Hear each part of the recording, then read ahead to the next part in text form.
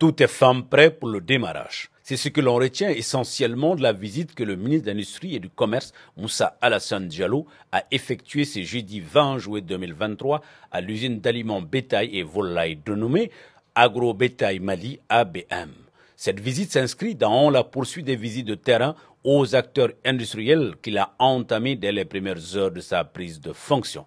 Installé à Baguineda sur la route de Ségou, ABM est une filiale du groupe Medilab. Il est spécialisé dans la fabrication d'aliments bétail et volailles, de concentrés issus de compléments alimentaires.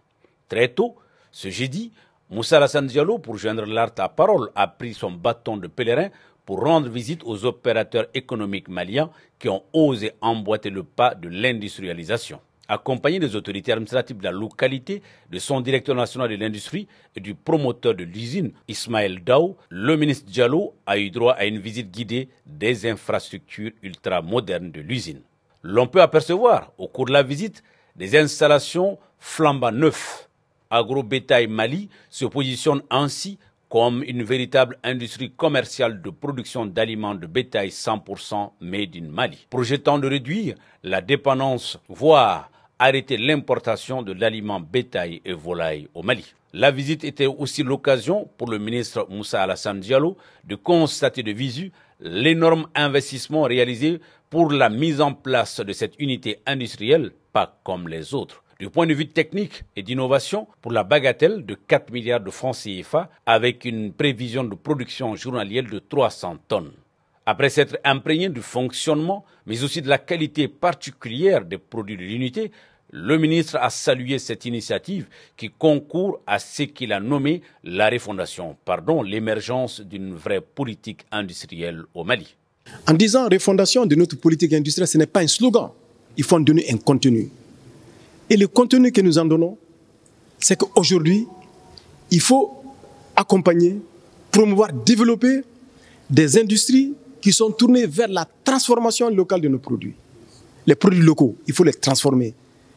Et cette dynamique de transformation de nos produits locaux doit répondre à la couverture de la demande nationale, à la couverture de nos besoins nationaux. Je pense que c'est de ça qu'il s'agit. Rendre aujourd'hui le Mali moins dépendant de l'extérieur par rapport à sa consommation nationale. Et cela ne peut se faire que lorsque nous avons des grandes industries, que lorsque nous avons des petites et moyennes industries qui peuvent à la fois assurer la transformation de nos produits locaux et faire face à la couverture de la demande nationale.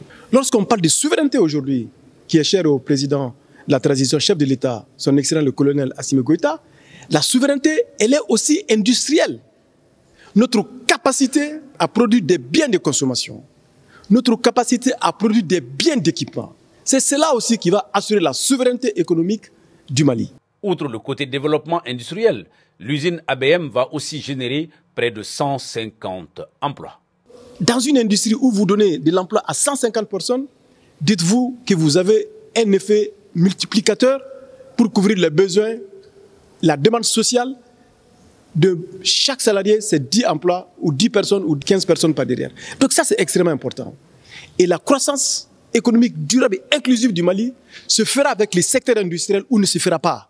J'en tiens énormément et c'est de ça que je vais parler dans les prochains jours et c'est ça qui va bâtir ma politique industrielle au niveau du ministère de l'Industrie et du Commerce. Dans le cadre de ces activités, l'usine ABM va s'appuyer sur la transformation des matières premières locales afin d'offrir des produits de qualité à un prix très abordable.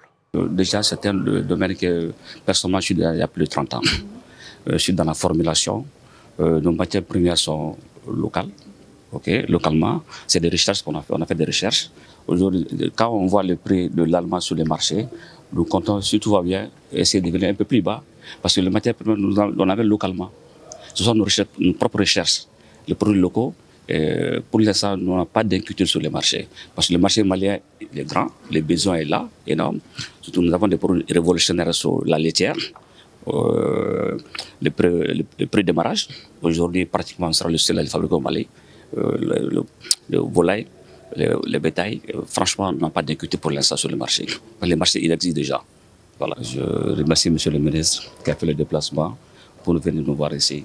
Et nous comptons beaucoup sur lui pour nous accompagner. Ainsi, Agrobétail Mali entend mettre ses produits Djandjo à la disposition de l'élevage malien. Agrobétail Mali est une nouvelle usine de fabrication d'aliments volailles bétail pour les ruminants, c'est-à-dire tout ce qui est moutons, vaches, les chèvres et aussi les poules et tout ce qui va avec. Donc nous espérons que cette usine sera bénéfique pour tous les Maliens. Donc c'est une création des Maliens pour les Maliens. Nous appelons tous les Maliens à consommer malien et nous sommes ouverts à tout le monde. Il s'agirait de répondre aux besoins des aliments volailles et bétail avec le nombre de volailles et bétail qu'on utilise au Mali, c'est un peu conséquent. Donc on est là pour répondre à ça. Cette visite, qui était la suite de 2 autres du genre dans la même journée, a permis au ministre de l'Industrie et du Commerce de découvrir les potentialités du secteur industriel, mais aussi d'échanger avec les acteurs sur les défis et les perspectives du secteur. Au vu de la qualité de ses installations, mais aussi de ses partenariats à travers le monde et surtout de l'expertise de son personnel, l'usine Agrobétail Mali ABM, avec ses produits Djandjo, arrive comme un pain béni pour le secteur de l'élevage malien, en proie à de nombreuses difficultés d'approvisionnement en aliments de qualité. Elle ouvrira officiellement ses portes le mois prochain pour le bonheur des éleveurs du Mali, voire de l'Afrique de l'Ouest.